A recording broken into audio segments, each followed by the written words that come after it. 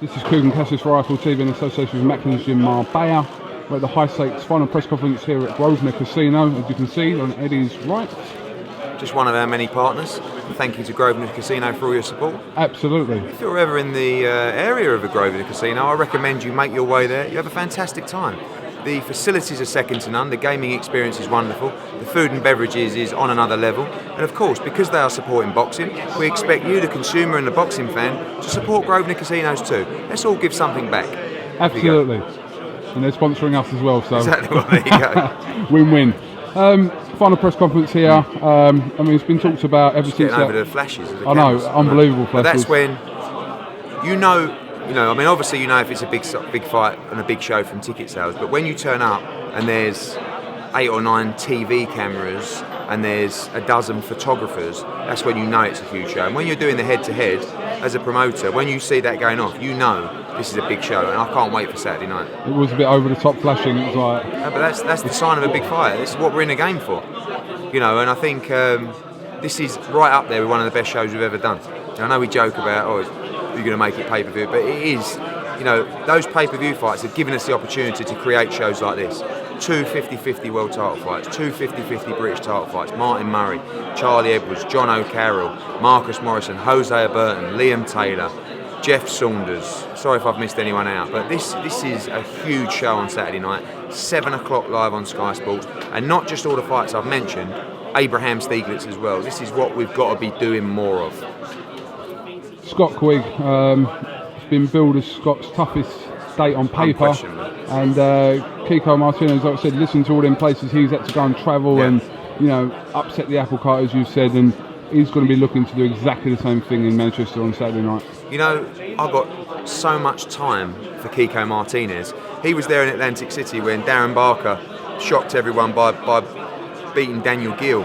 Kiko was on the same bill, winning the IBF Super Bantamweight title against Jonathan Romero. No one gave him a chance. He battered Romero that night. He just wouldn't take no for an answer. Since then, he boxed Matthew Baylor in Spain. He travelled to Japan and fought Hasegawa, knocked him out. Lost to Carl Frampton on points. Had a win since. So dangerous. Many, especially in boxing, especially that have fought him and sparred with him as well, believe that he will win the fight on Saturday night. Scott Quigg is so up for this fight. And I'm so pleased he's got a chance to show everybody how good he is. Because I don't think he gets the credit he deserves. And one of the reasons is because we haven't been able to make the big fights in the division. And that's partly because I think no one wants to fight him, and that's partly because he's been out so frequently that we haven't had the build-up we wanted. Mitchell! How are you, son? You're right? Yeah, good. Yeah. I'll just finish this and we'll have a catch up. He's now travelling to Manchester to find out when he's fighting. Definitely. Have you got another world title fight? We're going to have one. I think he might fight the winner on Saturday. Sounds good. Of course I am. He's up for that. Exactly. You look well, Kev. Thanks, just good. All right. So basically, you've got Kiko Martinez, who I think is so live and so dangerous in this fight. But going back to, I'm so happy that Scott Quigg gets a chance to shine.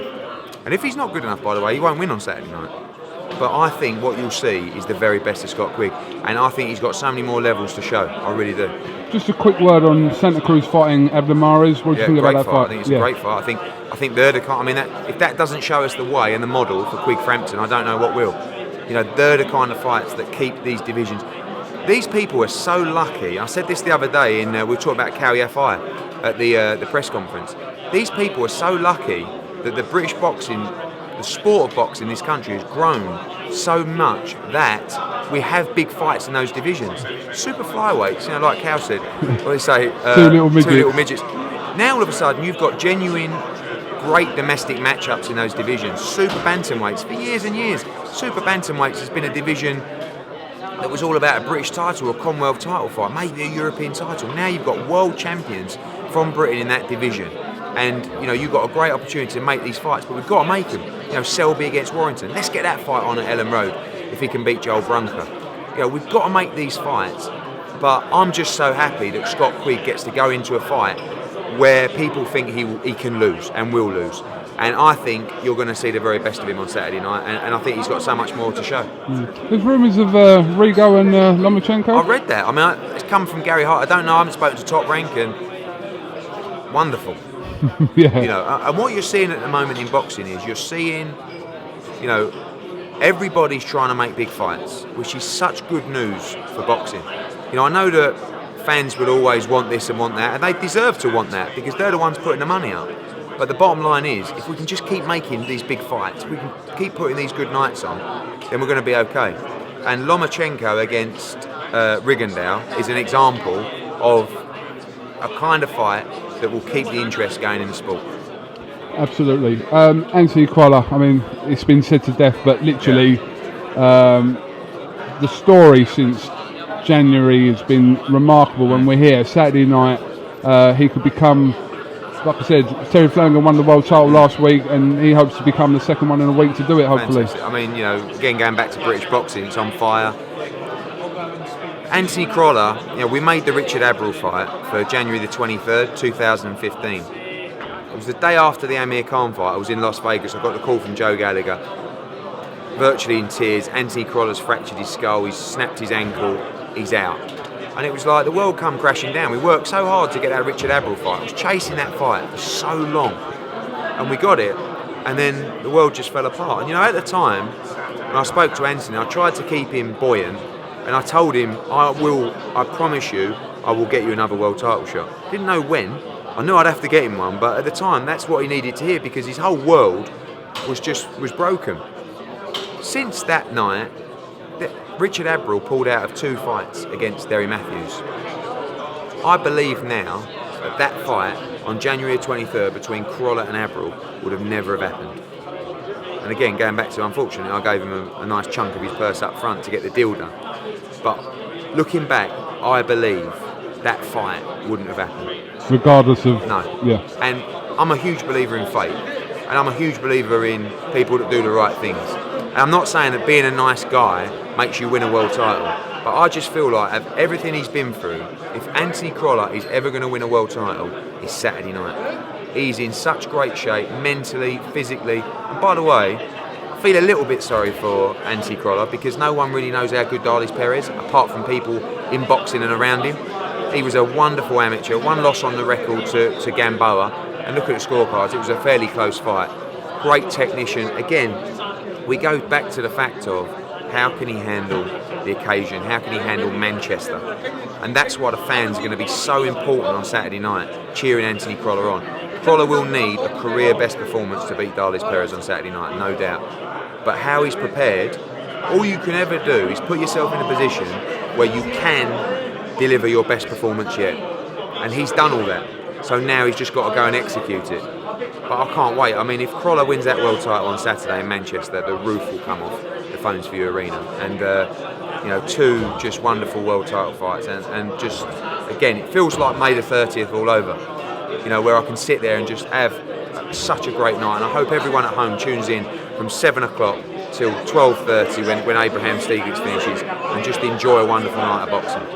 Just a quick word on the 2 British title fights, Jenkins and Nurse and Egginton and Froch. Foote was trying to give it to Egginton a little bit there in the press conference. Foote loves it. He loves the tear-up. The good news is for the fans, so does Sam Egginton. Glenn Foote against Sam Egginton is a fight I've talked about for, 12, 18 months. Actually, it's a fight since Glenn Foote won the prize fight, so Sam was in there. Stylistically, this is going to be an absolute war. Glenn Foote can punch. We know that Sam Egginton can sometimes fight a little bit Carl Froch-esque, and he takes a lot of shots. You can't do that against Glenn Foote because he can really punch. Sam Egginton has got great momentum. Won the WBC International, won the Commonwealth title. Glenn Foote's been much more inactive. But Glenn Foote's right up for this. He's got a lot of people travelling down from the northeast. Sam's bringing a lot of people from Birmingham. This fight, expected on the air around 8 p.m, could be a fight of the year contender. Jenkins against Nurse, probably I expect to be a little bit more technical. But Chris Jenkins' work rate is something that generally makes the fights quite exciting. Tyrone Nurse has floated around this level for a long time. People said he's a future champion. He was unlucky the fight didn't take place in Leeds. Now he gets his chance. And I think Tyrone Nurse, take away the Dave Ryan performance, I think Tyrone Nurse is very, very difficult to beat on his day. And people favour Jenkins in that fight. I think it's a pure 50-50 fight.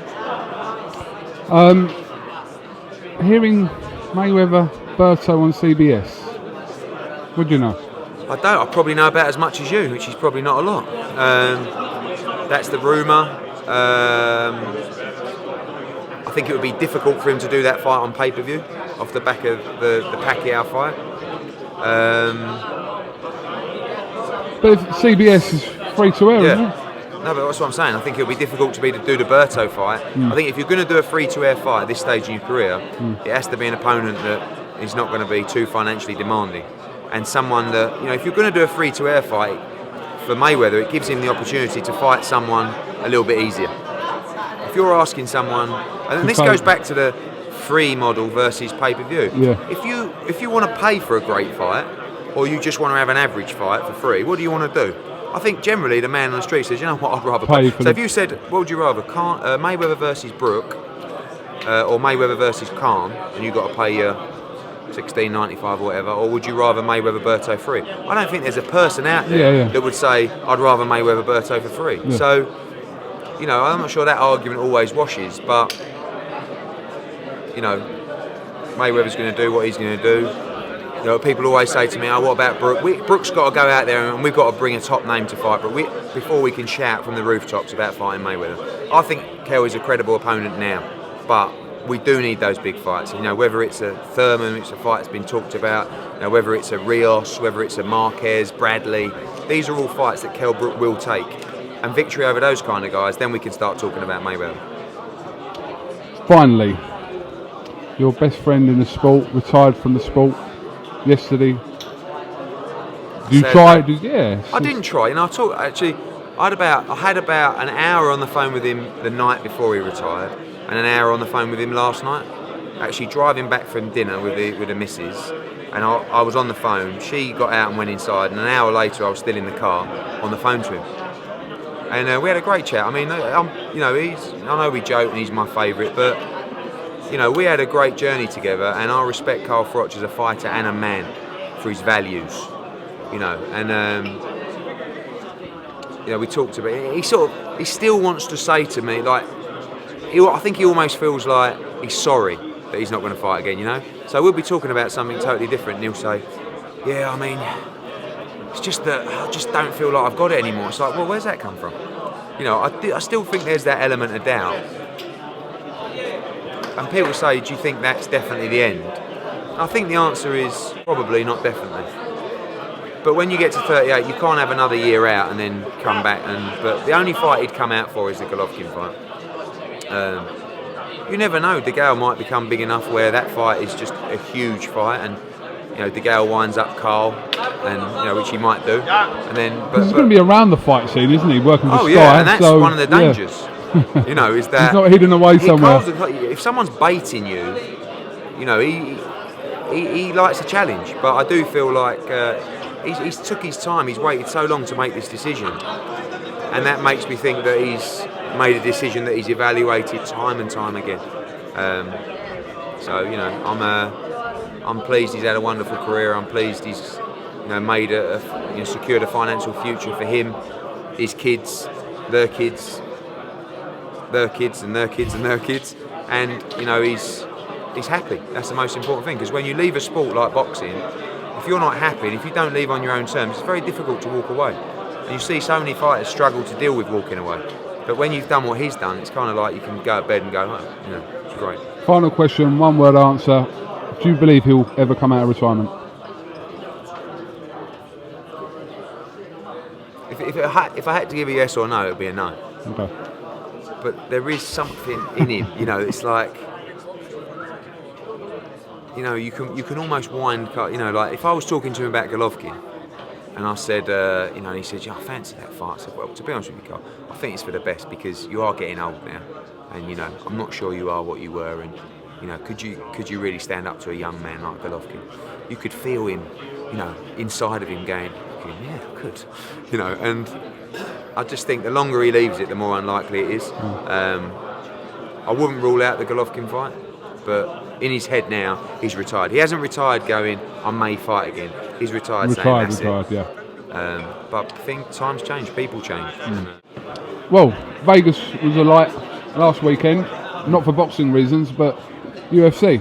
Conor McGregor absolutely. See, the weigh-in was There's unbelievable. a picture of Conor McGregor weighing in, and it's taken from behind Conor McGregor. I mean, I don't know what they had at the weigh-in, 13,000? I mean, it blew me away. And I'm not really a UFC man. I don't know if it's something that you have to come into, or because I'm been around boxing so long, I just haven't. I don't dislike it, but I'm a boxing fan. Can you be both? I don't know. No, you're saying no. I don't believe so. But what I've always admired about the UFC is their promotion, their brand, their activity, and it blew me away. I'll be honest with you, it blew me away watching that Conor McGregor fight.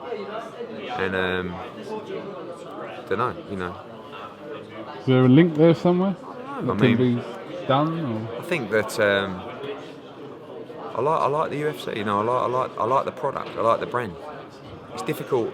I'm a salesman, so when you believe in what you're selling, it's so much easier to sell. If you don't believe in UFC as a sport, which I don't yet because I don't really know anything about it, can you still sell it? But listen, I'm boxing through and through, so. But I do admire the brand. I think what they're doing is fantastic, and I think, as I tweeted the other day, we can learn so much from what they're doing. You have to expose the personalities, and let people get into these fighters, because how many fighters will sit down at a press conference and sound quite boring, but deep down, if you spent half an hour with them or an hour, completely different, and that's what we need to do, because there are so many personalities in the sport. Conor McGregor is a revelation. Conor McGregor's a one-off, and you have to find personalities in any sport, but you have to bring them out. Not everyone's going to stand there and say, I'm this, I'm that, yeah. But everybody's got a personality. It's just how you can show it. And I think that's what the UFC do well with their digital programming, their social media platforms, is they expose, they expose the personalities of their fighters, and that's so important. Everybody needs their own brand. And if you haven't got your own brand, if you haven't got your own personality, you're never going to be talking about pay-per-view fighter, or you're never going to be a top-level earner. So our jobs as promoters is to make sure that those fighters are brought out of themselves, and that everybody has their own brand. And the UFC do a brilliant job. All right, Dana.